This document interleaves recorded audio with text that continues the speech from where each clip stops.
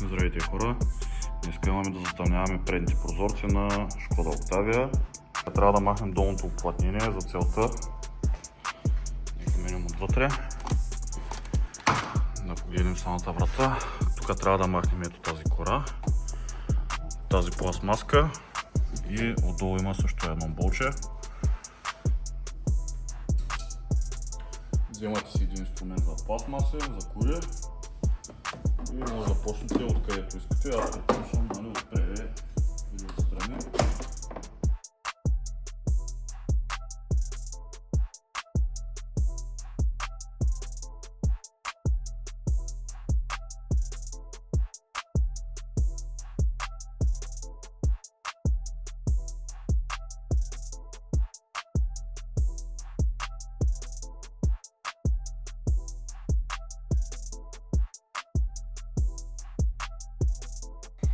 Сега тук не е нужно да облепяме уплътнения отстрани, те са гумени, така че няма проблем, само трябва да ги изчистим добре.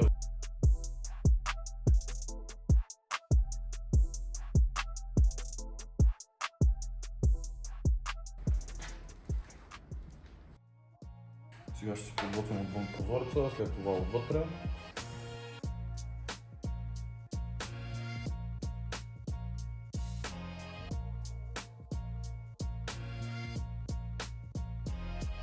Първо си го почиствате с препарат прозореца, целия чист парцал.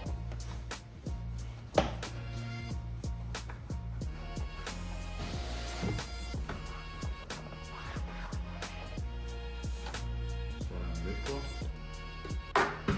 Взимате си скрапер, задължително ползвате нов, след всяка кола или след чист прозорец, примерно да кажем.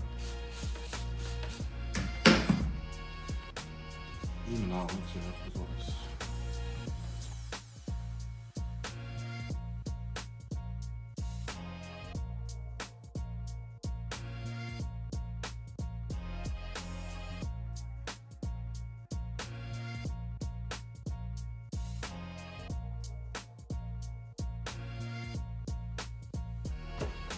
След което подпърсваме отново.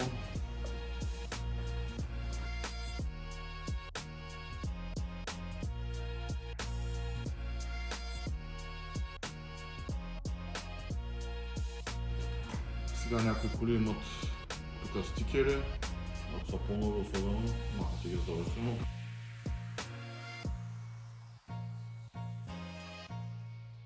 Така след като сме минали с скрапера и сме го почистили, аз обичам да се го мина един път с шпателата.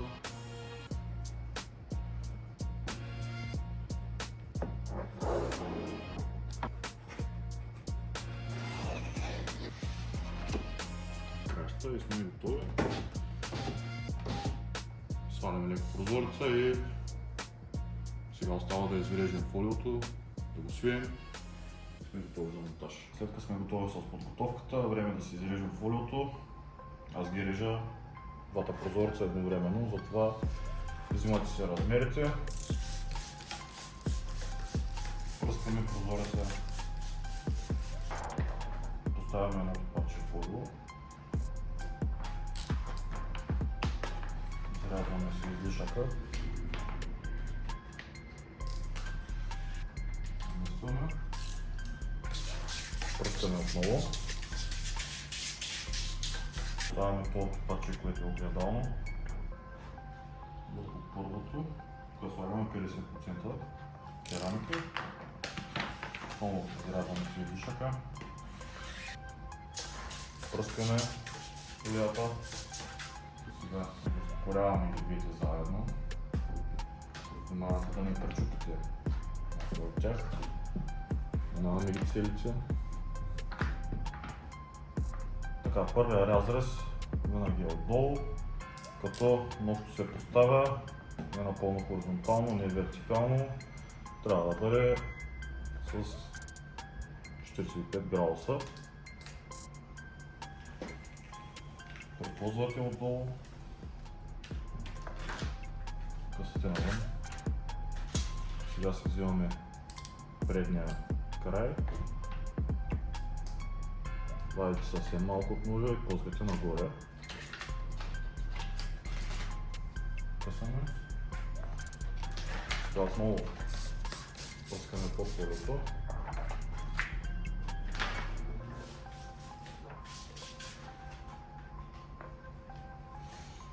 Преползваме го около 3-4 мм напред. Гледате долния край на фолиото да е равен на уплътнението. Разтопоряваме ги двете, за да не мърда. Сега вземаме този край. Хубаво е, слагате пръста и преползвате нагоре. Така фолиото няма да се криви.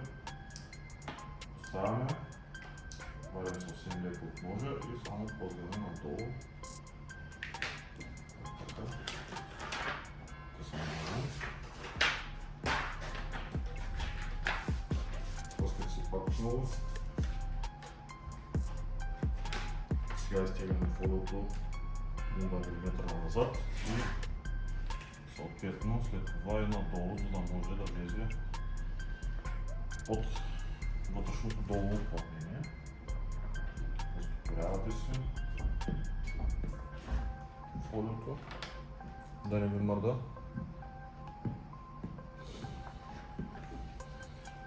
След което слагаме прозореца малко.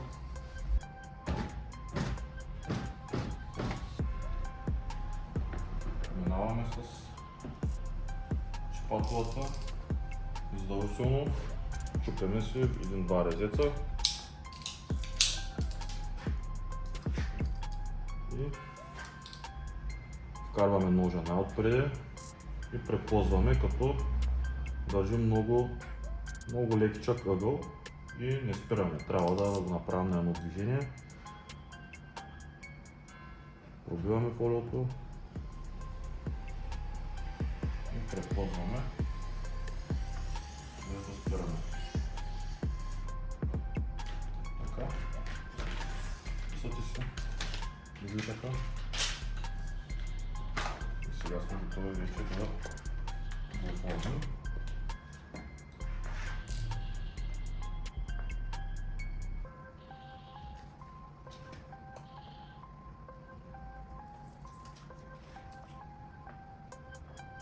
Добре, краща. Това да вземем горния. Ползваме. Врязваме горния и сега фолиото е готово за свиване. Поставяме си го на прозореца. Гледаме за другата страна и съответно поставяме на тесния прозорец. Трябва да го свием. Аз имам по бърз начин.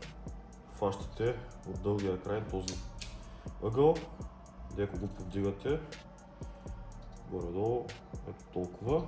Пускате пистолета и нагрявате съвсем леко, ето така, долния край. И става доста по-бързо, сега ще го покажа.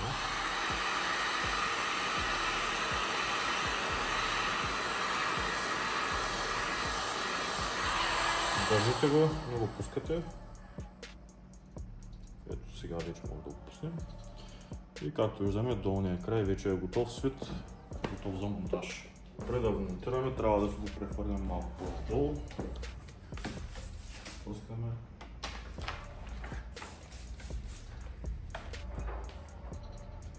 Поставяте го двата пръста под края на прозореца. И минавате горния край. После минавате с пръсти, избирате някаква мъкстоти, ако има. Сега преди да го прехвърлим вътре, е нужно да го подготвим последен път. Затова пръскаме прозореца, първо в краищата, отдолу, след това целия. Вземате си един парцал, забърсвате му горния ръб, след което минаваме целия.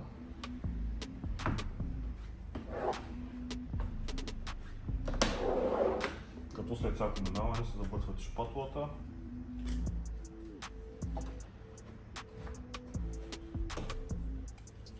Минаваме краищата.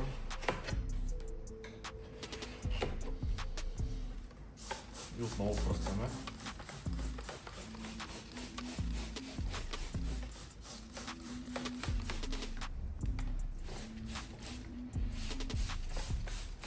Ако са по-тесни, може да си вкарате триъгълната шпатла, за да намокрите хубаво левите и десните краища на прозореца. За прехвърлянето пръскаме се го отвън, за да премахнем статично левите число. Държете се и пръскате.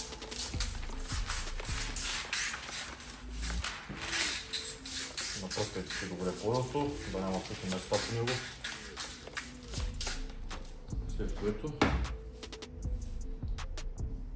с единия край потигате така, а с другата ръка поставяте отдолу и прехвърляме. Поставяме предния край на фолиото, т.е. по-късия, лепим тъгъл и го преползваме надолу, като с другата придържаме. И след като сме вътре, леко напреде сме дали фолиото, преползваме надолу, правим си този ъгъл, след което си го наместваме. Ето, наместили сме си горния край. Трябва да бъде половин милиметър, много малко под ръба, за да не го закача, когато се вдига и сваля прозореца. С едната ръка хващате фолиото, придържате, с другата ръка изтласквате навън. Така. След което сменяме.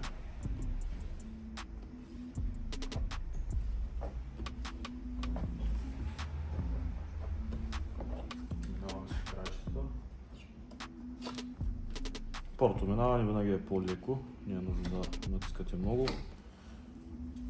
просто колкото частично да хване фолиото. Ето виждаме, сега не мърда и вече можем да го минем втори път с по-твърда шпатула и малко повече натиск. Хващаме отпред назад по цялата дължина.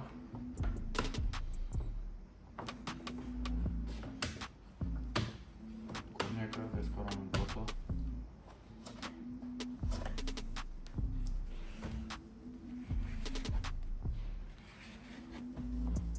Отшаваме се ръба. И сега е хубаво да си го нагреете от външната страна и да го минете този целия ръб с чизлора. И също ако има някакви забележки, да ги отстраните. Чувстваме си горния край, за да виждаме какво става. И нагряваме го и го минаваме с чизлора абсолютно целия. Много е важно самите ръбчета на фолиото също да ги минете.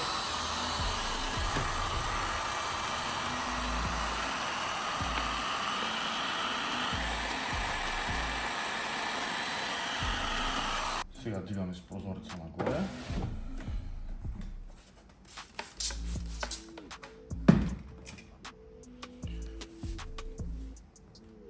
Вече можем малко по-силно да натиснем.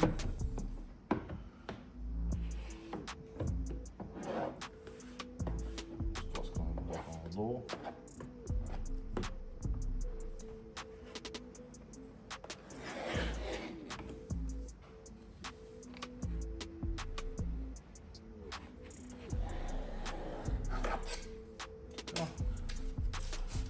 Минаваме го всеки случай с твърдата шпатула.